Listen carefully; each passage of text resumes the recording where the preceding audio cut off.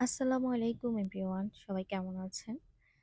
তো আমরা সেদিন মেম্বার হোটেলের পাশ দিয়ে একটা কাজে গিয়েছিলাম। লাঞ্চ টাইম হয়ে গিয়েছিল। তারপর ভাবলাম মেম্বার হোটেলেই আসলে লাঞ্চটা সেরে ফেলি, যেহেতু এটা ভাইরাল এবং অনেক হাইপ একটা রেস্টুরেন্ট।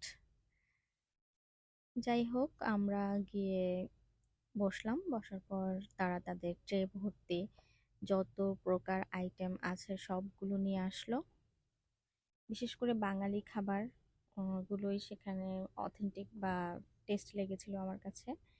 তাদের এই যে প্রায় 40+ হবে, আর বেশিও হতে পারে, ভর্তা, তারপর বিভিন্ন পদের সবজি, মাছ, তারপর মুরগি, কোয়েল, কবুতর, কালাভুনা, মানে কি নাই, বাঙালি যত খাবার আছে সব খাবারই সেখানে মানে ভরপুর।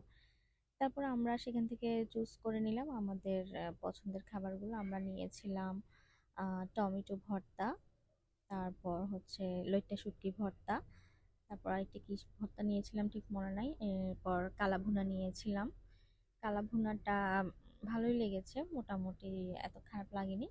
তবে এর চেয়ে আমার কাছে ভর্তা দিয়ে খেতে বেশি মজা লেগেছে। কালাভুনার সাথে ওদের যে রেগুলার ডালটা দেয়, ওই ডালটা অনেক টেস্টি, এটা একবার ট্রাই করা যায়। এরপর আমি নিয়েছিলাম আম, রুই মাছ। রুই মাছটাও ভালো লেগেছে, খারাপ লাগেনি।